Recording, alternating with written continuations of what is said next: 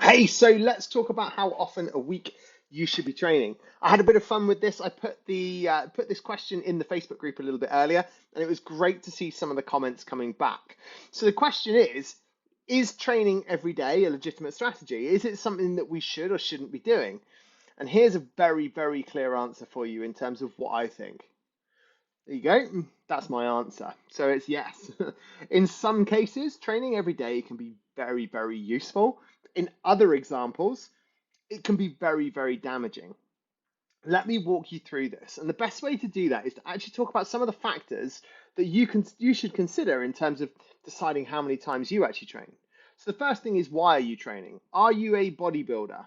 Are you doing weight training sessions with a specific aim of creating as much damage to your musculature in one session as possible, meaning you're going to need more recovery days? Or are you Dave, who's got a 6 month old baby at home and he's going and trying to spend his 40 minutes a day that he gets to himself trying to do something active?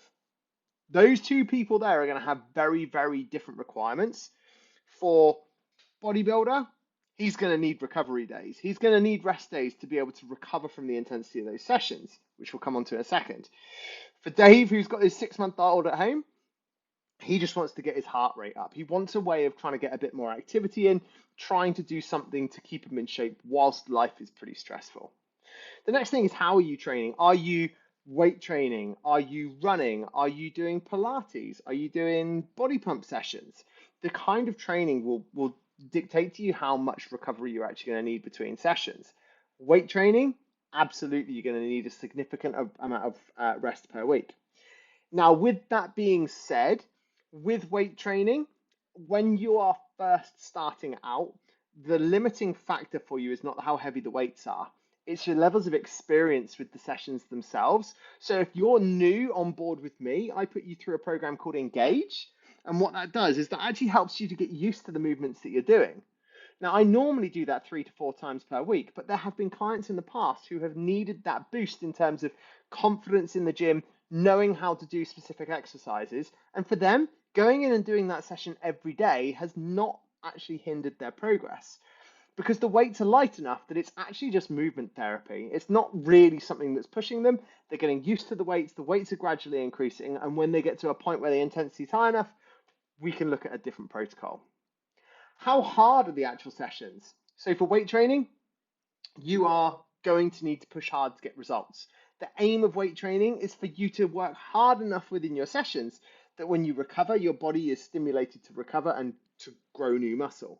From a fat loss perspective, the more muscle we carry, the more calories we burn, the more effective our fat loss is going to be. So in terms of those kinds of sessions, we need to be on top of our rest days. Now, that doesn't mean to say that when you're doing 3 to 4 weight training sessions a week, you couldn't go to the gym and do a yoga class or a Pilates class, or you couldn't go and do some stretching or go and do some extra activity. I know people that work in busy offices that like to go and do 20 minutes on a Stairmaster after a long day at work just to clear their head. Again, in terms of intensity should dictate how much recovery you get. How long are your sessions? The more advanced you get with your workouts to an extent, the longer your sessions are actually going to be. For me, with the recovery I take in between sets, my sessions take anything from just over an hour to nearly 2 hours.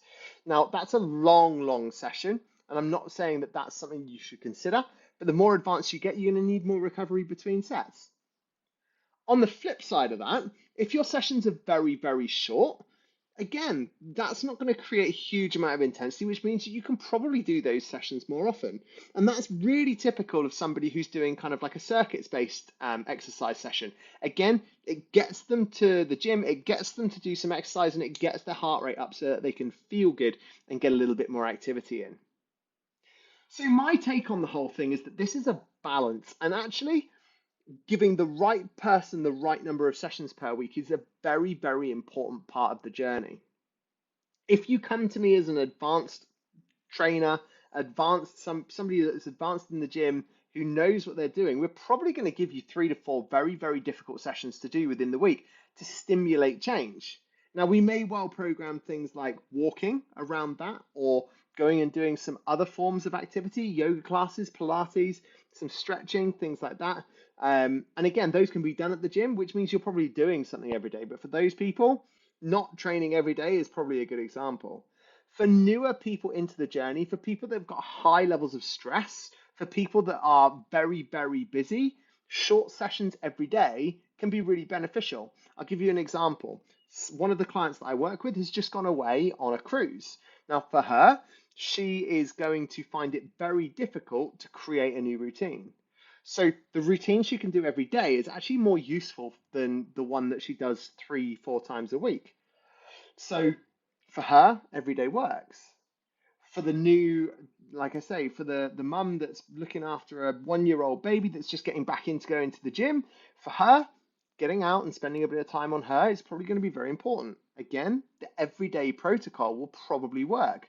But again, the sessions will need to be very different. So ultimately, the answer that I gave you at the beginning, yes, I firmly believe that. Yes, it is good to train every day, and it is good to not train every day. It's completely dependent on what you're looking to work towards.